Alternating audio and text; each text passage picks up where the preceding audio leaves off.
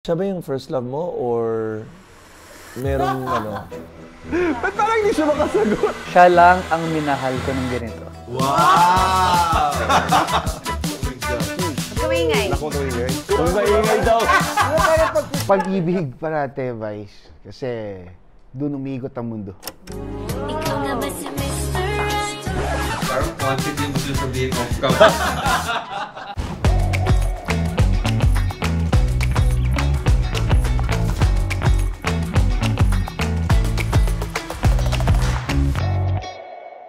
Hello, Q-Citizens! Ako si Konsehala Kate Coseteng ng ikatlong distrito. Hello, Q-Citizens! Ako si Konsehala Doc G. Lumbad ng ikatlong distrito. Hello Q-Citizens! Ako si Councilor Chucky Antonio ng ikatlong distrito. Hello, Q-Citizens! Ako si Konsehal Don De Leon ng ikatlong distrito. Hello, Q-Citizens! Ako si Konsehal Wency Lagumbay, kaibigan tunay mula sa ikatlong distrito. Hello, Q-Citizens! Ako si Konsehal Attorney Anton Reyes ng ikatlong distrito.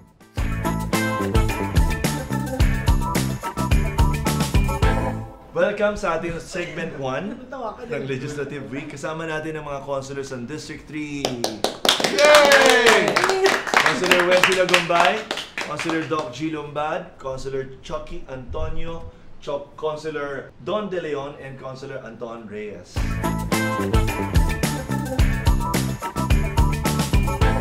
Are you ready? Yes. Calling or texting? Ang hirap naman. Siguro video calling, guys. Video call. Ako calling. Calling din ba? I prefer texting. Maaraw o maulan? Doon ako sa maulan, guys. Ako din, syempre, maulan. Mas maganda mo ulan, mas intimate. Maulan? Maulan din ba? Grabe. Iba yung District 3, ha? Past, present, or future? Siyempre present, guys. Dapat living in the moment ka para. Present din po. Looking forward to the future. Future and para there's something to look forward to. Ako future. To stay one step ahead. Pag-ibig o pangarap? Pag-ibig parate, Vice. Kasi doon umigot ang mundo. Wow! Okay, alright. Pag-ibig. Pag pangarap, crush lang eh. Pag-ibig yan dyan eh. Tama. Ako pag-ibig talaga. Always pag-ibig. Love, love, love! Pag-ibig pa rin po, syempre. Doon lang tayo sa pag-ibig. Kasi walang kwenta yung pangarap kung wala. Yun! Diba? Kumain o matulog? Kain for sure. Yeah, ako Kain. kain. Kumain. Sigurado kain talaga. Tulog.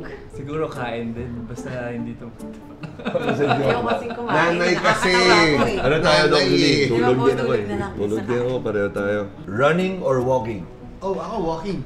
Ako walking din. Ako actually walking because I like to enjoy the finer things in life and the beauty of our city. Wow. Councilor Ako Jeline? din po walking. Kasi mas tumatagal ako pag walking lang. Masyadong nakakapagod eh. Councilor Yung walking din ako, guys. Walking. Quality or quantity? Quality. Ako po quality kasi like sa mga relationships or mga friends, okay lang na konti sila pero quality naman yung samahan natin. Solid yun. Agree. Councilor. Ako, guys, one-woman man kasi ako. So, quality talaga. Pipiliin ko na lang na isa na lang mahalin ko sa Parang quantity yung gusto nyo sabihin off cam. Quality. Quantity talaga, totoo. Councilor Don? Ako quality because I believe in offering the best always. Pagpapatawad o paghihiganti? Pagpapatawa. Definitely.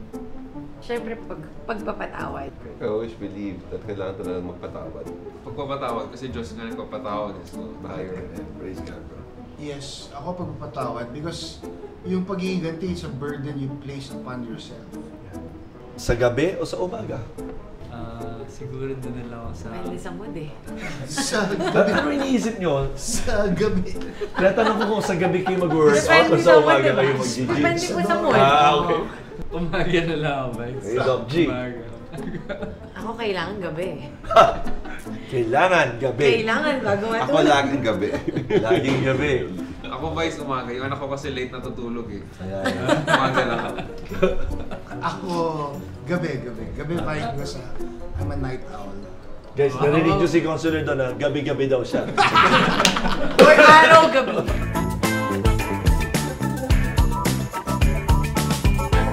Alright, welcome to the segment 2. Dito tayo sa Anong Sinasabi Mo?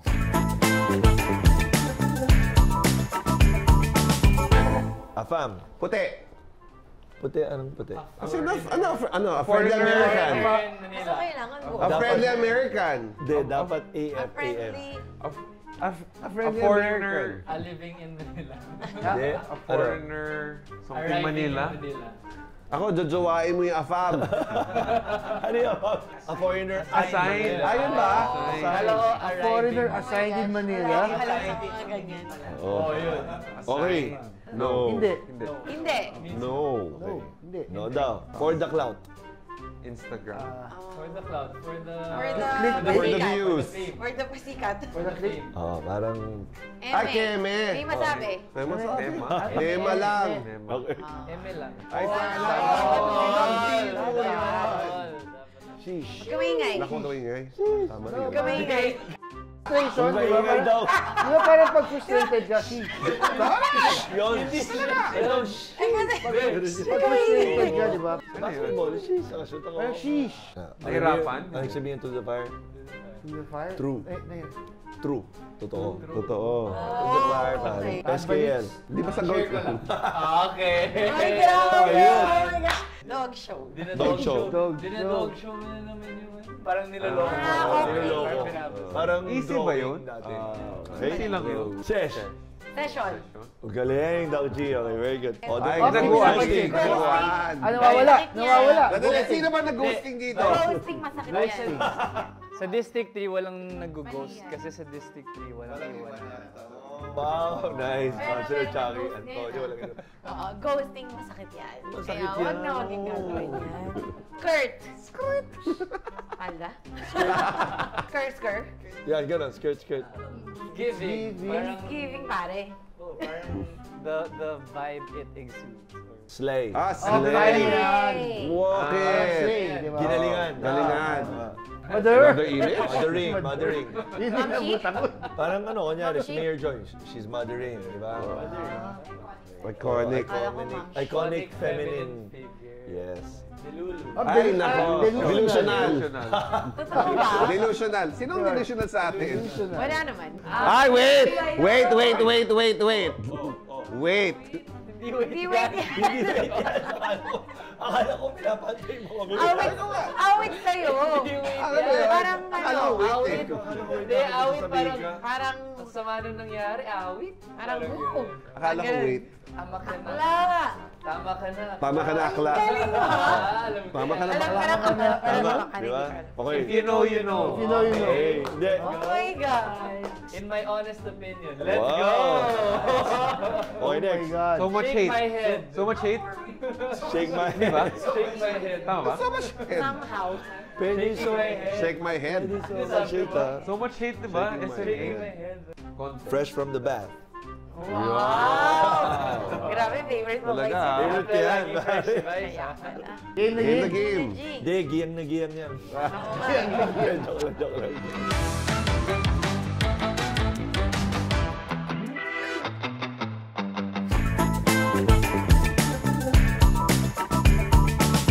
Congratulations, District 3.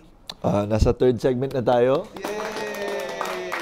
At ang segment na to ay tinatawag nating Advice with Brother G.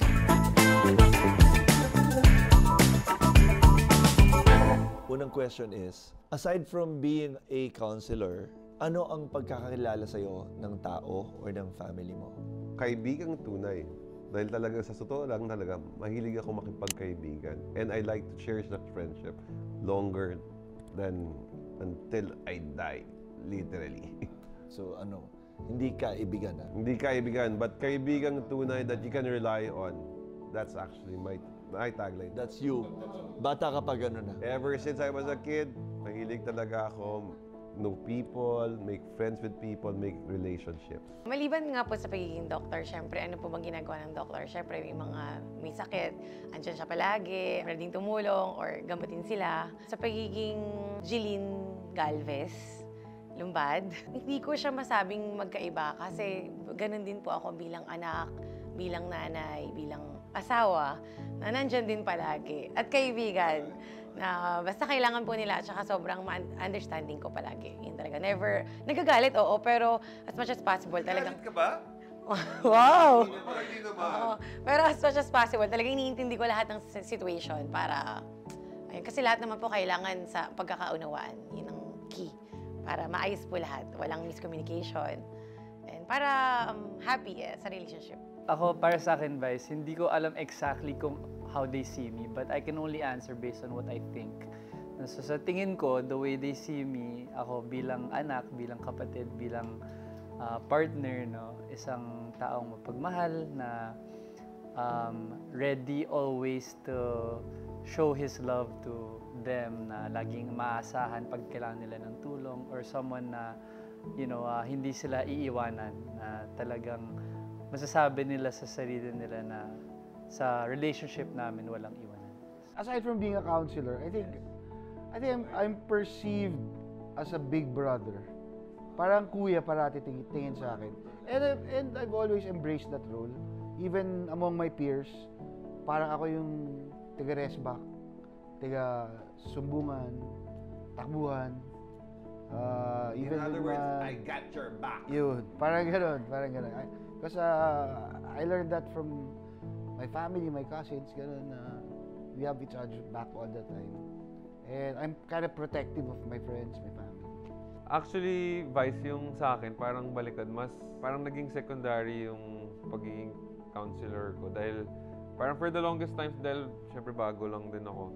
For the longest time, sa family namin, sa friends, sa magkakapatid sa amin, mas kilala nila ako na pag may kailangan, they need things to get done, or sa work din, or sa business namin, or sa family. Parang ganun yung naging pagkakilala nila. Parang output-based. So, if may kailangan silang tulong, not just for work, kung may personal silang kailangan ma-execute. So, ganun yung... You're the one who gets things done. Parang, and then na-apply ko na rin siya sa work. Basta ma-execute din, okay na. So, yun. Sa pagkakilala rin sa akin siguro, parang nagulat sila na pinapabayaan ko sila to work. I want them to learn din na ma-accomplish nila yung bagay na sila lang. Basta may goal kang tinitignan. So, thanks, Anton. Bale, you're always someone who na pwedeng rely ng family mo, who will get the things that needs to be done, di ba? To get it done. Did you have any challenge or mayroon ka bang pagsubok na kailangan pagdaanan? And then, how did you overcome that? Ako, yung siguro parang may halo na rin sa love life siguro.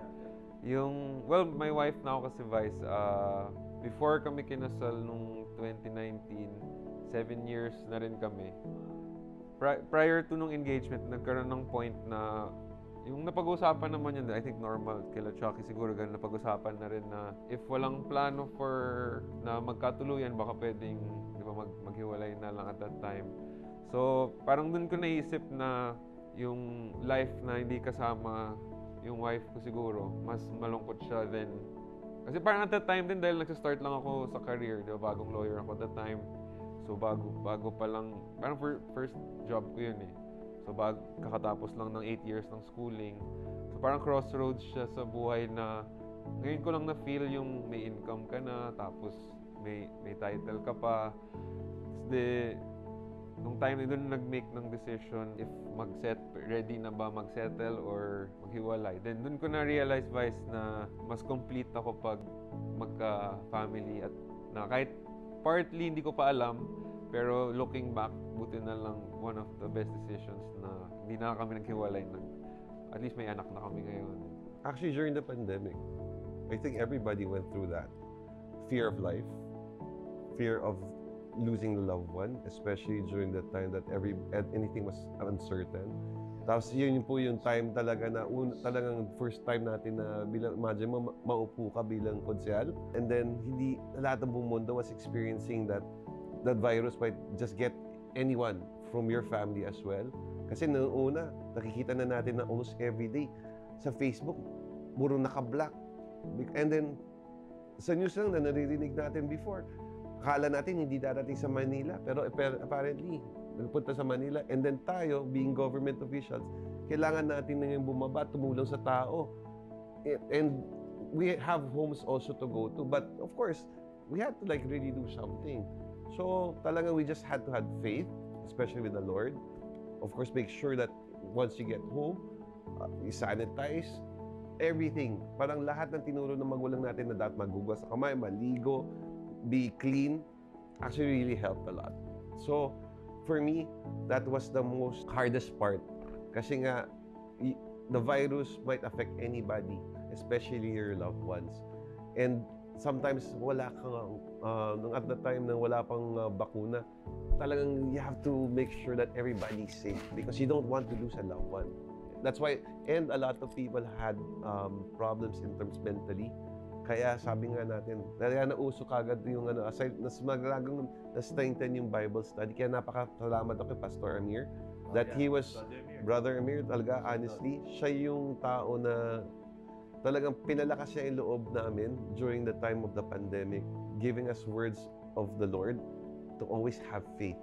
Always have faith in Him because if you pray so hard, definitely the Lord will always answer your prayers. Kaya nothing is really hard in life. Kasi for me naman, yung isa sa mga pinakamahirap na pinagdaanan ko was an unanswered prayer. Also, this was a 2019 elections when I ran as an independent candidate and I lost. Akala ko kasi during the time, pag pinagdasal mo, pinaghirapan mo at binigay mo yung oras mo, makukuha mo yung inaasam mo. And at the time when that happened to me, for me, it felt like an unanswered prayer. Na parang, bakit nangyari sa akin to? Nagalit ako. Pero looking back, it helped me learn a lot about myself and about everyone around me. And looking back, hindi pala siya unanswered prayer, Vice. Actually, answered prayer siya. Kasi dahil dun sa experience na yun, I learned so much and now I'm a better person because of it. Yun, I'm happy that I went through that, even if at the time it felt like a loss. But now looking back, I'm so thankful that it made me closer to God, to my family, to my friends, and I would say even closer to the people that I work with. Siguro po yung time na nagkasakit yung mom ko. Though hindi po ako syempre personally nagkasakit. Nagkaroon po kasi siya ng cancer before 2020. So syempre bilang anak, masakit po na makita na ganun nagsasuffer yung mom. Ilang taon siya? 49 lang po siya. Opo, kaya syempre, initially nagugulat kami, magtatanong ka na, bakit nangyari? Initial reaction syempre po, nagtatanong kay God, ba't ganon? Pero at the end of the day po, ang na-realize po namin na talagang tama yung sinabi nyo, timing lang talaga. May time talaga sa sorrow, may time na mahirap, may time na malungkot, mabigat yung pinagdadaanan. Pero ngayon, nandito na po kami sa point na okay naman na, mom ko, recovered na siya. So talagang thank God na binibigay niya yung mga pagkakataon na hindi. Alam naman niya na kakayanan natin lahat. Kaya ngayon, okay naman mom ko, so recover na kaya. Thank you, Lord. And happy naman na po lahat. Ako actually, it's also the same as Jeline. Nung nagkasakit yung mom ko early. Because actually the setup of our family is we're a matriarchal yung setup namin. Yung mom ko was the head of the family. And at that time, she was running a big organization. In 2004, she had an aneurysm at 58 years old. And I had to take over everything. I had to take over her work in government. I had to take care of my siblings. I was very young. I was 32 at that time. And then I had to take care of my family as well. So I had to hold everyone together. Kumbaga, and I had to take care of my mom. And I've been taking care of her since she passed in 2020. So that was a challenge for me. But that was also, like I said, the learning. I was telling Chucky, it was a learning experience. Something that made, sabi nga, there's a saying that, what doesn't kill you makes you stronger. So it actually made me a stronger person kasi you have to rise up to the occasion. Ako, Vice, nung 2019, kasi nangangampanya ako that time. Tapos nung bigla ako nakakuha ng tawag na namatay yung papa ko, na stroke, na heat stroke. So, yun yung first. And nasa middle ako ng campaign noon. Hindi ko na natapos yung kampanya noon eh. Actually, tumawag pa nga ako noon. Kasi akala, tinanong ko pa, panalo ba ako o hindi? Kasi hindi na talaga ako nakatuloy ng kampanya noon. Tapos, kasi eldest ako, and very vocal yung father ko na ako yung favorite niya. So, iba yung naramdaman ko nung time na yun, nagkaroon ako ng anxiety. Tapos nun ngayon, meron pa rin akong anxiety, pero sa ibang dahilan naman. Because ako lang yung third termer sa aming lahat. Tapos feeling ko na nakawan ako ng isang term because nagkaroon ng pandemic, nagkaroon ng pandemya. So parang hindi ko makukumpleto yung 9 years ko kasi may 3 years na kulang. Parang ganun yung nararamdaman ko ngayon. So yung anxiety ko, parang nahihirapan ako tanggapin na last term ko na. So yung una siguro maa-advise ko, lahat naman siguro tayo papunta doon. So medyo natagalan nung bago ko natanggap na wala na yung father ko. Medyo matagal yon. And meron ding mga times ngayon na naiisip ko yon, pero ganun talaga kailangan tanggapin ng isang tao dahil lahat tayo doon pupunta. It's just that masyadong maaga yung sa kanya. He's only 59. Masyadong bata. I'm still trying to fight it. Yung anxiety ko ngayon dahil nahihirapan ako tanggapin na third termer na ako na tapos na. Ito na yung last ko. Parang gano'n. What inspires you to continue working as a counselor right now? Yung pagmamahal po ng district po sa akin, ng Distrito 3 sa akin. Yun din nga po yung dahilan kung bakit ako nagkakaroon ng anxiety ngayon. Minsan nga po, mamimiss ko kasi last term ko na. Minsan nga po sa paghawa ko ng microphone, hindi ko na natatapos yung speech ko kasi umiiyak na ako dahil nagpapasalamat ako sa mga tao. Paano ka umiiyak? Gusto namin naman. Hindi, nahihirapan ako talaga magpaalam. Huwag naman. Hindi, kasi totoo naman kasi talaga. Hindi ganun kadali yung pakiramdam. And alam ko na hindi na ako tatakbo ulit. Actually, it's the people. It's the people, Vice. Because I was raised in a family of public servants. And there's this really genuine concern for the well-being of our constituents.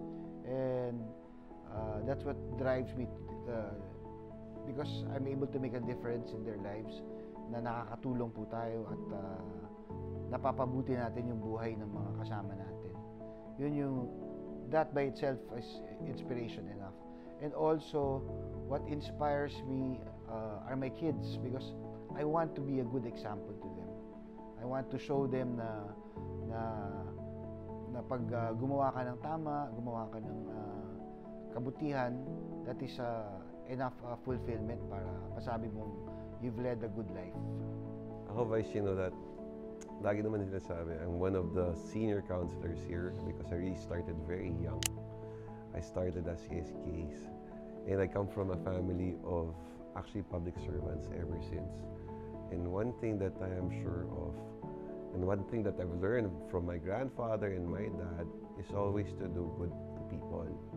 Help them in any way that you can, because apparently in service, the more that you uplift a person's life, kung makatulong ka para maangat mo ang buhay ng isang tao, that is actually good karma for you.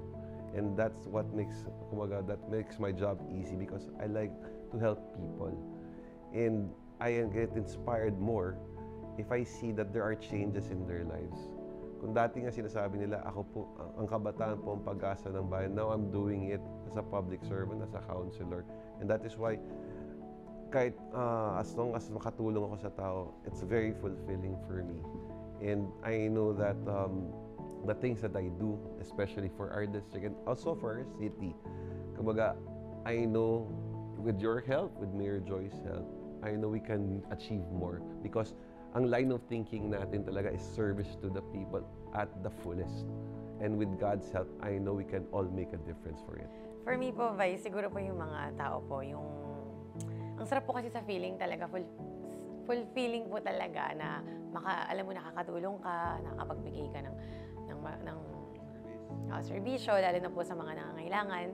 Tsaka ang sarap po sa feeling na Vice, pag nakikita mo sila, nararamdaman mo po talaga yung pagmamahal nila. Kung paano kanila yakapin, kung paano kanila kausapin. Doon ko na-realize na hindi lang pala yung mga pamilya mo talaga ang pwedeng magmahal sa'yo. Talagang yung mga tao rin sa paligid mo, lalo na yung mga natutulungan mo, talagang mamahalin ka nila. Hindi, totoo po yan, Vice, nararamdaman ko po yan, lalo na sa mga lola. Nafe-feel ko na parang lola ko na rin sila pag nasa area. Ang sarap po sa feeling. At saka gusto ko rin makita ng mga anak ko, kung hindi man sila maging public servant in the future, gusto ko makita nila yung joy sa pagbibigay at pagbigay ng tulong sa mga tao. Ako naman, Vice, syempre, I feel the same. I think we all feel the same way with regards to yung sa pagmamahal ng tao, no? But aside from that, another answer also, personally for me, is one thing that inspires me to work harder every day in this position is yung feeling na you are where you're supposed to be at this point in time. Na parang God put you here.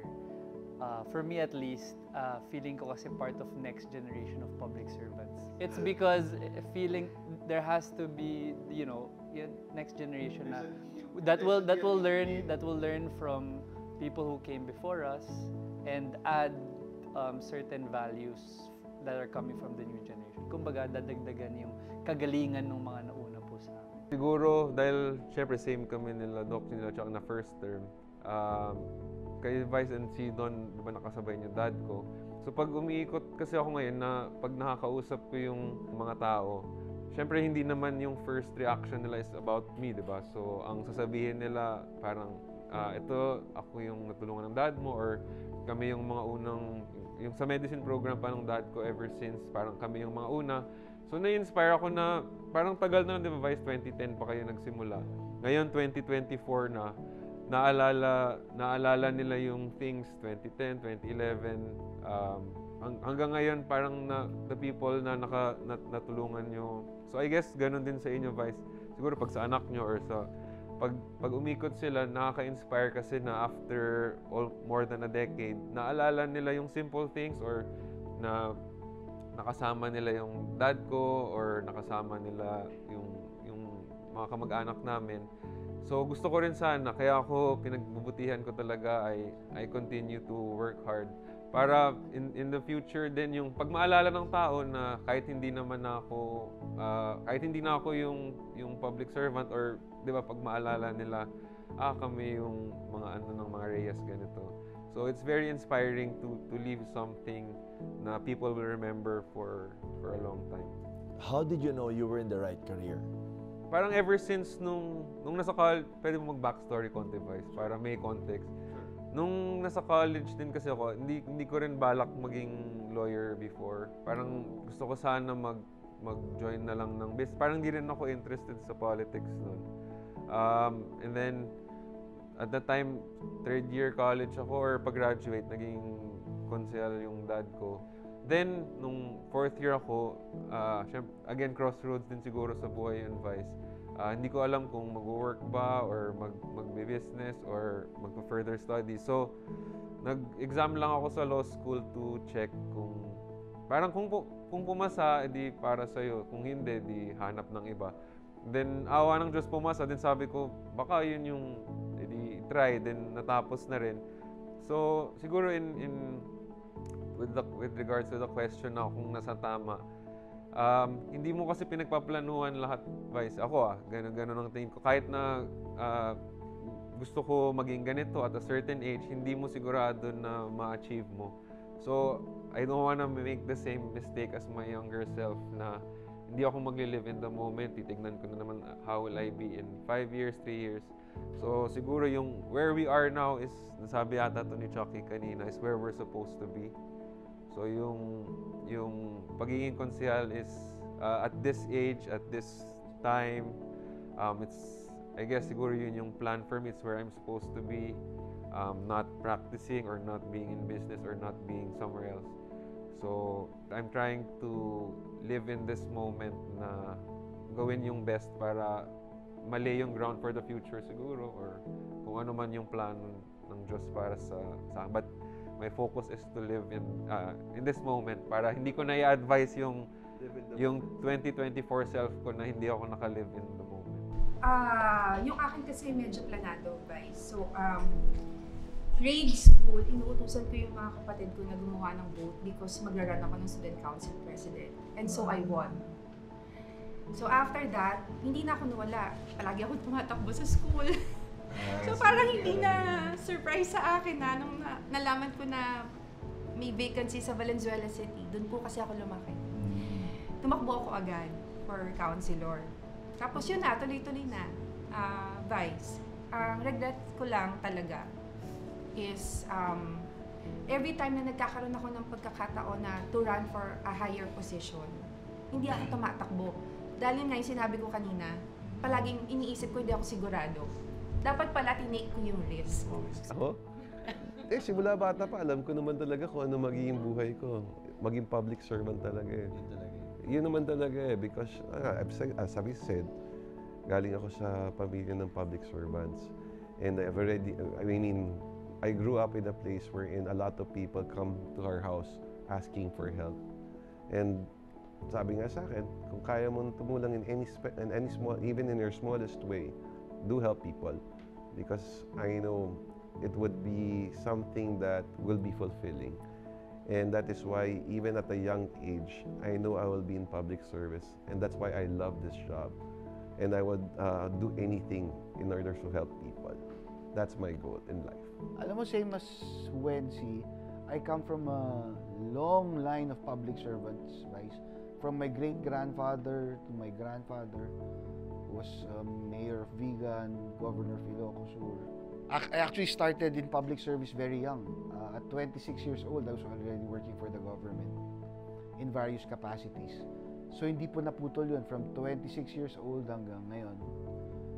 Dire-diretso po na nasa gobyerno na tayo, na nagpa-public service na tayo. So it's something that I grew up into, and it's something that gives me fulfillment because I can proudly say na I'm making a difference in my community, specifically in my community, but in general now in Quezon City, that I'm able to be an effective servant to make people's lives better, to make the community better, and to make Quezon City better. Ako po, Vice, masasabi ko po, marami po nagtatanong na, Doc G, doktora ka, pero bakit ngayon parang nag-switch ka na being counselor? Lalo na yung mga friends ko, mga med friends na talagang kasama ko, na nagre-review pa lang kami ng boards, yung hirap. Sinasabi ko lang na alam ko po na nasa tamang career ako dahil hindi man po ako yung doktora na espesyalista na pinipilahan ng mga pasyente, pero masasabi ko po na mas masaya po ako sa ginagawa ko ngayon. Kaya alam ko na nasa tamang career and path po ako. Ayun. Basta as long as masaya po tayo sa ginagawa, alam natin na sa tama tayo. Actually, Vice, tama yung sinabi ni Doc G. Yung question kasi is, paano mo nasabi na nasa tamang career ka? So, when did you realize sa sarili mo na dito ka sa tamang lugar? So, I also believe in that, na ako kasi masaya ako sa ginagawa ko. Gumigising ako ng maaga pag kailangan. I give hours and hours of my day when I need to, just to do the things that I have to do in this career. Na siguro kung sa ibang career ko nilagay ito, baka tinatamad pa ako, baka ayoko pa gawin, or mag-excuse pa ako para lang hindi gawin yun. Yung difference dito, pag sinabing, oh may ganitong kailangan puntahan, ganito kailangan gawin, masaya akong ginagawa. So dun ko napansin at nasabi sa sarili ko na maybe at this point in time, tulad nga ng sinasabi namin ni Anton, ito talaga yung dapat namin gawin sa buhay. This is what God intended for us. Now, whether or not that will be forever, hindi natin alam. Pero at this point in time, for sure, nasa tamang lugar. What is the secret to having a happy relationship? So, ako talaga. Ilang years ka na married? 33. Uy, nagtanda ka sa akin. 33 years married. Love is a conscious choice. You have to choose to love. Kasi falling in love is easy eh. But life will throw you a right straight, surprises na hindi mo alam, blindsided by so many things, by problems, financial problems, sometimes relationship problems. But if you make a conscious choice to always say, I choose to love this person, I choose to love my wife despite yung away namin. I choose to love my children despite their imperfections or sometimes they test your patience. So, for me, that's a secret. You have to choose love above everything else. The secret. To a happy, lasting relationship. With Talaga sasabihin ko ba talaga? Go! Open relationship? Kaya pala tawa ka ng tawa. Oh, No, when I say open relationship, okay. Vice, the reason why I'm saying open relationship is because you have to be open to things, especially when it comes to understanding. Because in a relationship, yung context na yun. the context itself, the context itself, when you say open relationships, because you have to be open to anything. You have to understand, you have to love, and of course, lay the foundation so that whatever comes your way, kung ano man ang pagdadaanan ng partners or ng husbands and wives, they have to be open to suggestions, open their hearts and minds so that they can understand each other. Kasi there are people that, tend to bicker a lot. And tendency, the messages won't get through. So kailangan you really have to have an open mind to understand where that person is coming from. And I think, and I do believe that if you're open about anything to that person that you love, nothing can really go wrong. It can really last longer. That's when I say, bakit open relationship siya? Not in the sense na open yun talaga yung relationship niya, di ba? But in the context of it talaga, you really have to be open about anything. Wag kang magtatago ng kahit na ano. Kasi may trust kasi dapat eh. There's trust, understanding, then love. Actually talaga, ang nag-work talaga sa akin for the past how many years, God and prayers lang talaga. Because nobody's perfect, number one. Number two, saan mo huhugutin yung pasensya mo kung hindi ka magdadasal? Ang daming mga panahon na talagang mawawalan ka ng pasensya sa asawa mo at saka sa mga anak mo. Hindi mo talaga matitest yung mga yan ng ganun. So, kailangan mo talaga pagdasal. Hindi ka matututo mag-forgive kung hindi mo ipag-pray kay God. Mahirap mag-forgive. And forget. So, once you forgive, you have to forget. Because kung hindi mo makakalimutan, kung palagi mong iisipin yon, hindi ka makakaget over sa relationship mo. And sa panahon ngayon, yung parang yung hiwalay, yung parang parang normal na lang. Pagbukas mo nga, di ba, ng social media, naghiwalay si ganito, si ganyan, puro ganon. So, kung walang God sa relationship ninyo, wala talaga, maghihiwalay talaga kayo. So, you really have to pray. Put God at the center of your relationship. Yung sasabihin ko was the same thing as counselor doon. Kasi sobrang weird nung 1 month before nung wedding ko nung 2019. Rarely din ako manood ng news at that time. Nanood lang ako ng ANC, hindi ko makalimutan. A month or 2 months before. Tapos may ANC word kasi siya sa gabi. So yung word at the time na randomly ako nanood was, we fall in love by chance, but we stay in love by choice. So if you choose, parang hindi na siya by chance mo na magkakaayos. So either miserable ka na lang for that day or kung ilang days kayo mag-aaway, diba? Either you choose mo maging miserable kayo or you choose na you look past yung differences na yon, yung faults ng isa't isa. Diba? If you look past that, then yun yung choice. So I guess to contextualize yung kay counselor doon, yung quote na yun, we fall in love by chance, but we stay in love by choice. So, yun. Siguro, communication and understanding lang po talaga. Kasi talagang walang perfecto, lahat po talaga nagkakaroon ng arguments, pero basta nag-uusap kayo palagi ng maayos at nag-iintindihan. At saka tama po yung mga sinabi nilang lahat na piliin mo na mahalin yung taong talagang pinakasalan mo. Walang perfecto po talaga. Lahat naman may flaws, lahat may bad side. Lahat po 'yan.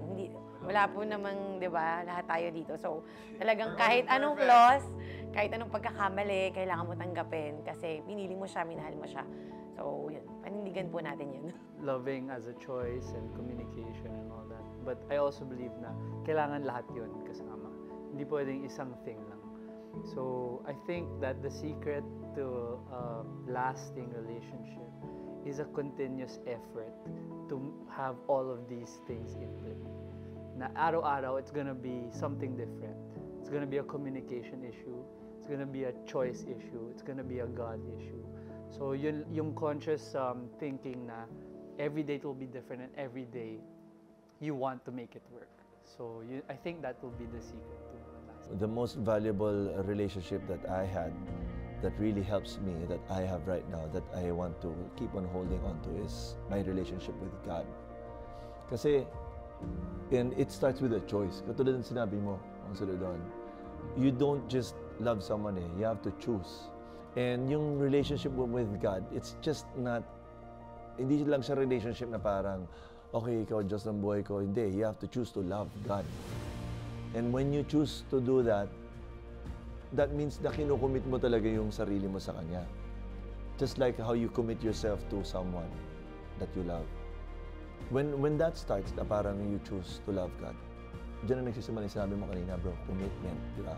Pag sinabing commitment, kailangan may communication, di ba? Yung love, it all starts with a commitment. Siya lang, wala nang iba. Communication, dapat lagi kayo nag-uusap. Trust, dapat may pagtitiwala kayo sa isa't isa. And faith, dapat, di ba, naniniwala ka doon sa Kanya. And yung pinaka-uli, yung love, dapat nandun talaga. Dahil dapat mahal mo.